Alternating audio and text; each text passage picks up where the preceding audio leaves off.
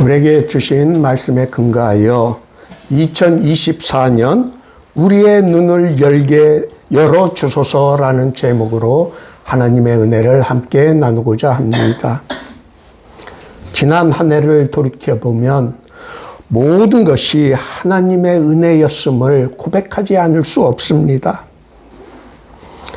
우리를 인도하여 주신 하나님의 그 크신 사랑과 은혜에 우리는 감사하지 않을 수 없습니다. 이제 우리는 내일이면 2024년 새해를 맞이하게 됩니다. 2024년에는 우리들의 기도 제목들이 하나님의 뜻 가운데에서 모두 이루어지기를 간절히 소원하고 바랍니다. 우리는 2024년에 우리에게 무슨 일이 닥칠지 모릅니다. 그러나 우리와 언제나 함께 하시겠다는 예수님의 약속이 우리와 함께 있는 한 우리는 그 어떤 것도 염려하거나 두려워하지 않습니다. 주의 은혜가 우리와 함께 하시기 때문입니다. 로마인 이야기를 쓴 쇼노 나나미는 천재란 다른 사람들이 볼 수 없는 것을 볼 수 있는 능력을 가진 사람이 아니라 누구나 뻔히 보면서도 그 중요성을 깨닫지 못했던 것을 발견하고 깨닫는 사람이라고 하였습니다. 일상에서 다른 사람들이 놓치고 그냥 지나치는 것에서 4배 아이템과 성공의 모델을 발견하는 사람이 천재인 것입니다. 다른 사람들이 4배 아이템을 개발하고 그것을 성공시켰을 때, 나도 그것을 알았는데, 나도 그것을 보았는데, 라고 후회하는 경우가 한두 번이 아닙니다. 우리가 그냥 무심코 지나치는 것에서 4배 아이템과 성공의 열쇠를 발견하는 사람이 진정한 천재라는 것입니다.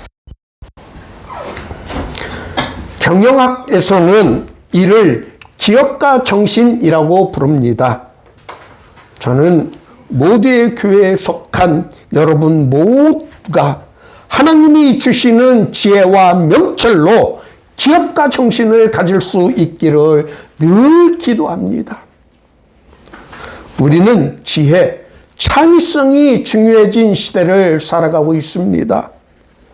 창의성이 중요한 시대에 우리에게 꼭 필요한 것이 하나님 아버지께서 주시는 지혜와 명철, 그리고 삶을 깨트려 볼 수 있는 통찰력입니다. 어떻게 하면 우리는 이러한 지혜와 통찰력을 얻을 수 있을까요?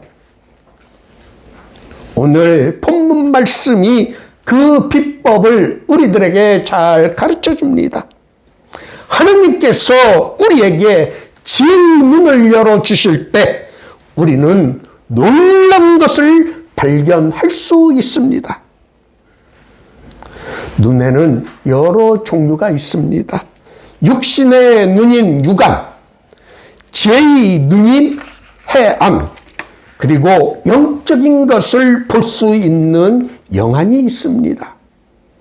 시편 기자가 내 눈을 열어서 주의 율법에서 놀라운 것을 보게 하소서에서 말하는 눈은 우리 모두가 가지고 있는 육안이 아니라 지혜의 눈인 해완과 하나님의 기이한 일을 볼 수 있는 영안의 의미입니다. 제가 기도하고 연구하고 있는 것이 성경이 가르쳐주는 기업가 정신, 또 성경에서 배울 수 있는 기업가 정신입니다. 저는 우리 모두의 교회에 속한 성도들이 성경이 가르쳐주는 기업가 정신을 배울 수 있기를 늘 항상 기도합니다. 저는 이 일을 위하여 언제나 쉬지 않고 기도합니다. 바울 사도는 고린도 전서에서 유대인은 표적을 구하고 헬라인은 지혜를 찾으나 우리는 십자가에 못 박힌 그리스도를 전하니 유대인에게는 거리끼는 것이요 이방인에게는 미련한 것이로되 오직 부르심을 받은 자들에게는 유대인이나 헬라인이나 그리스도는 하나님의 능력이요 하나님의 지혜니라 라고 하였습니다. 하나님의 어리석음이 사람보다 지혜롭고 하나님의 약하심이 사람보다 강하느니라 라고 바울 사도는 우리들에게 가르쳐 줍니다. 그리스도 예수를 제대로 아는 것이 하나님의 지혜를 얻을 수 있는 통로입니다. 여러분 꼭 이 말씀을 기억하시길 바랍니다. 그리스도 예수를 제대로 아는 것이 하나님의 지혜를 얻을 수 있는 통로라는 것을 예수님께서는 베드로가 예수님이 누구신지를 제대로 고백하였을 때 그것이 복이 있도다라고 말씀하셨습니다. 또 바울 사도가 말은 그리스도는 하나님의 지혜라고 하신 것에서 우리는 그리스도를 제대로 안다는 것이 우리의 지혜의 원천임을 우리는 깨닫게 됩니다. 이 시대를 꿰뚫어 보고 통찰력을 키울 수 있는 것은 우리에게 있는 것이 아니라 하나님의 능력이신 그리스도에게 있다는 것을 깨닫고 우리는 내 눈을 열어서 주의 말씀에서 놀라운 것을 보게 하소서라고 기도할 수 있게 되는 것입니다. 저는 이 일을 위해 2024년도 우리 모두의 교회의 표어를 오늘 본문 말씀인 시 119편 18절 내 눈을 열어서 주의 율법에서 놀라운 것을 보게 하소서라고 정하였습니다.